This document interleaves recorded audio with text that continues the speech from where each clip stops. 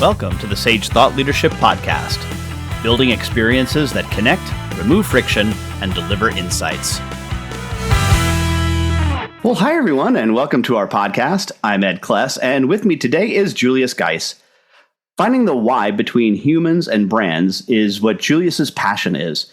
He's the founder and CEO of MUA.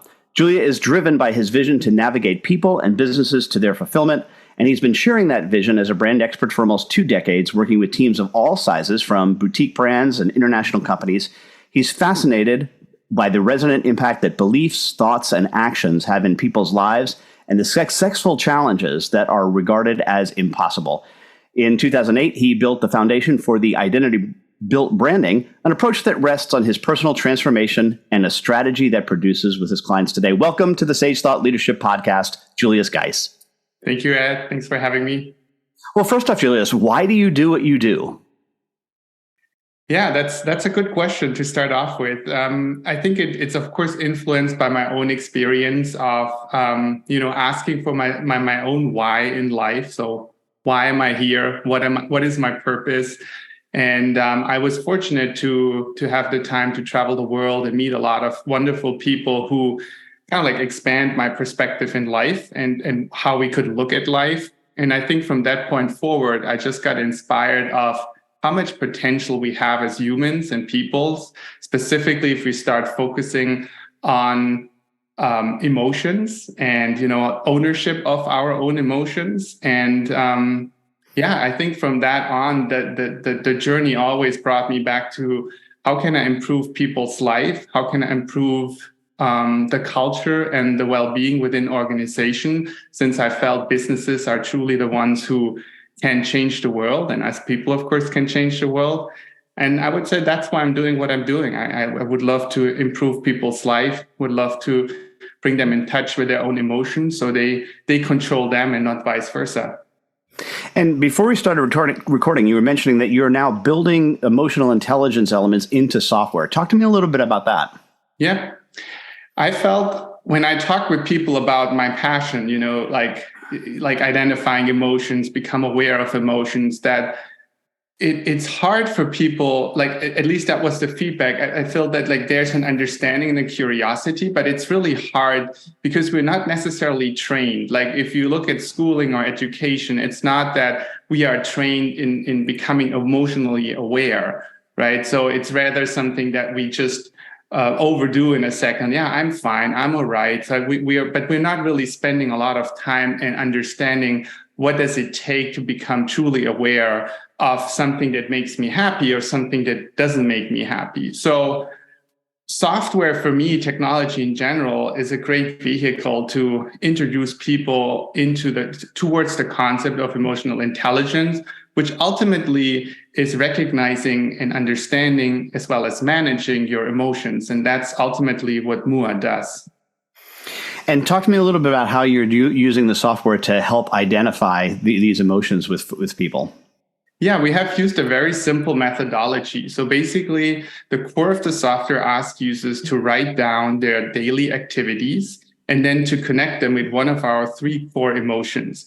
And the unique thing on MUA is that we're using symbols instead of words, which makes it much easier for people to resonate or respond to a question, how did I felt about something, or how did I feel about something? So at MUA, let's say you have a client meeting. After the client meeting, you go back into our software, and then the software asks you, how did you feel about that meeting? And then you have a heart that stands for anything that's energizing, a flame that comes from burnout. So that was an experience that rather drained you, and a line that is a neutral response. You do one of the 3, and that's it. And then it conglomerates these together and then gives you some coaching as to what you should be looking for in the future? Yeah, ultimately, it encourages you to do it over and over again. And through these repetitions, you think about it as a muscle. Like I like to compare with a fitness studio or something. Like emotional intelligence ultimately is like a muscle. So it's the more you train it, the more you repeat an exercise, the better and stronger you get into something. Same goes with emotional intelligence. So the software asks you to really do it on a daily basis, which then kind of like becomes automated in your decision-making process. So the fun thing is like at the beginning, it's kind of like something you have to force to do because it's not there's no habit created yet. But after time, it becomes super simple to just respond within the software. And even outside the software, you learn kind of like there's this process that you do subconsciously every time you be involved in an activity. You kind of like ask these questions subconsciously.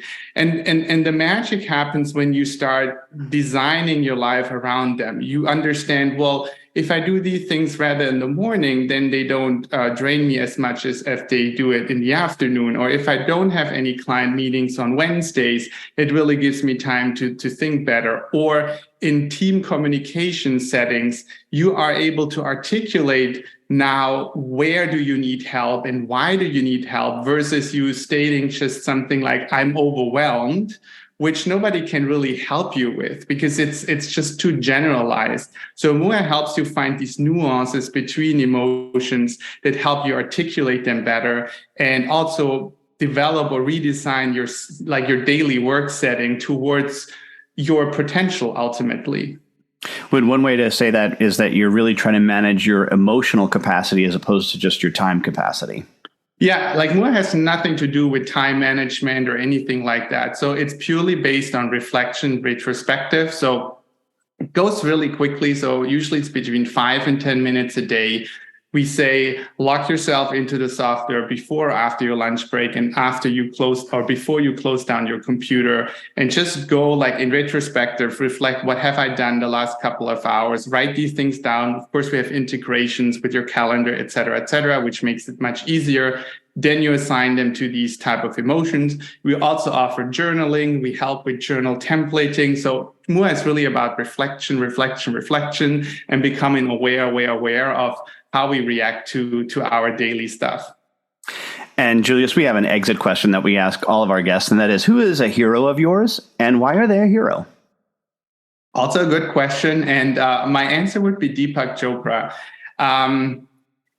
To me, like he was very inspiring through my journey. I met him several times and I admired on him that he was able to introduce ancient philosophies into the modern world in a way that people could resonate with. I felt also he was one of the first who brought mindfulness and spirituality into business context, and kind of like that to me made him a very important person in my own journey. And lastly, Julius, how can somebody contact you? Best for me is LinkedIn. I'm very active on LinkedIn, so just search my name, Julius Geis, or of course email. It's julius@wemua.com. All right, Julius Geis, founder and CEO of MUA, thanks so much for being a guest on the Sage Thought Leadership Podcast. Thank you very much.